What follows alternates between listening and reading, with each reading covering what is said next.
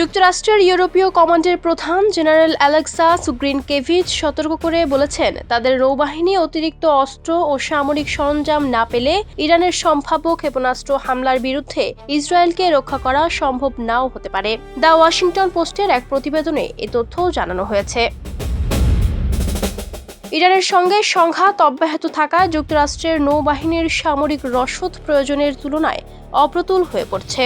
এর ফলে মধ্যপ্রাচ্য জুড়ে নিজেদের স্বার্থ রক্ষা করা সম্ভব নাও হতে পারে বলে জানান তিনি।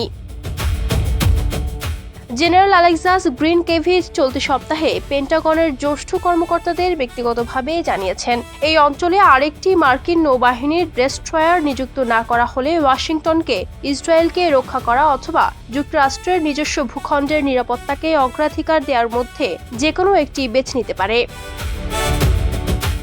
যুক্তরাষ্ট্র ও ইরানের মধ্যকার উত্তেজনা এবং সংঘাত বৃদ্ধির প্রেক্ষাপটে মার্কিন সামরিক সক্ষমতার ওপর চাপ উল্লেখযোগ্যভাবে বেড়েছে। এর ফলে বিভিন্ন ফ্রন্টে নিরাপত্তা প্রতিশ্রুতি রক্ষা করতে গিয়ে সীমিত সামরিক সম্পদ নিয়ে পেন্টাগনের ভেতরে উদ্বেগ বাড়ছে। একই সময়ে ইসরায়েলি গণমাধ্যম জানিয়েছে, যুক্তরাষ্ট্রের সম্ভাব্য বিস্তৃত সামরিক অভিযানে তেল আবিব সরাসরি অংশ না নিলেও ইরান ব্যালিস্টিক ক্ষেপণাস্ত্র হামলা চালাতে পারে। এমন আশঙ্কায় দেশটির নিরাপত্তা সতর্কতার মাত্রা আরও বাড়ানো হয়েছে।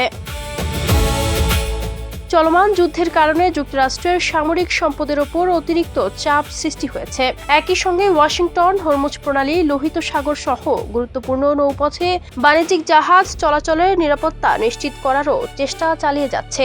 সাম্প্রতিক মাসগুলোতে আঞ্চলিক উত্তেজনা বৃদ্ধির কারণে এসব এলাকায় নিরাপত্তা ঝুঁকি বেড়েছে।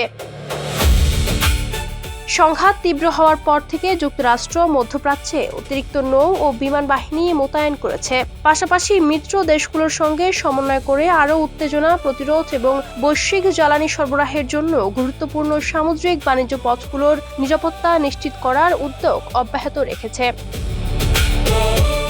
সব মিলিয়ে ইরান যুক্তরাষ্ট্র উত্তেজনা দীর্ঘায়িত হলে মধ্যপ্রাচ্যে নিরাপত্তা পরিস্থিতি আরও জটিল হতে পারে। সামরিক সম্পদের সীমাবদ্ধতা ওয়াশিংটনের কৌশলগত সিদ্ধান্তকে কঠিন করে তুলছে, আর ইসরায়েলের নিরাপত্তা ও গুরুত্বপূর্ণ সামুদ্রিক বাণিজ্য পথের সুরক্ষা ভবিষ্যতে আরও বড় চ্যালেঞ্জ হয়ে উঠতে পারে।